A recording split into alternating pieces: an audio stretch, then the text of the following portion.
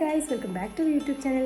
നമുക്ക് നമ്മുടെ നേന്ത്രപ്പഴം വെച്ച് വളരെ ഈസി ആയിട്ട് ചെയ്യാൻ പറ്റും നല്ല അടിപൊളി ഈവനിങ് സ്നാക്ക് ട്രൈ ചെയ്താണ്. അതിന് ഫസ്റ്റ് ആയിട്ട് ഞാൻ എടുത്തിട്ടുള്ളത് നമ്മുടെ നേന്ത്രപ്പഴം തന്നെയാണ്. എന്നിട്ട് അതിനെങ്ങനെ ഇതേ ചെറുതായിട്ട് കട്ട് ചെയ്തെടുക്കാം. പിന്നെ അതിന് വേണ്ടത് ചിരുവേ തേങ്ങ, നെയ്യ്, വെല്ലം.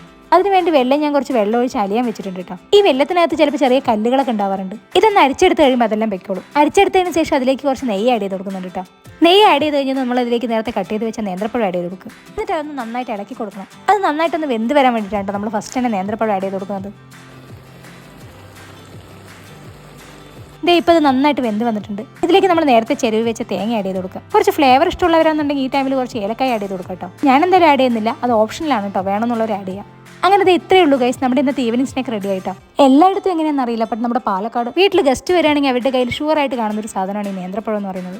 സത്യം പറഞ്ഞാൽ നേന്ത്രപ്പഴം എങ്ങനെയെങ്കിലും കാലിയാക്കാനുള്ള ഒരു ഐഡിയ കൂടിയാണ് ഇട്ടത്. ബട്ട് ഇങ്ങനെ കഴിക്കാൻ നല്ല ടേസ്റ്റുമാണ് കേട്ടോ. അപ്പോൾ വളരെ ഈസി ആയിട്ട് വീട്ടിൽ എല്ലാവർക്കും ചെയ്തെടുക്കാൻ പറ്റുന്ന റെസിപ്പി ആയിരുന്നു.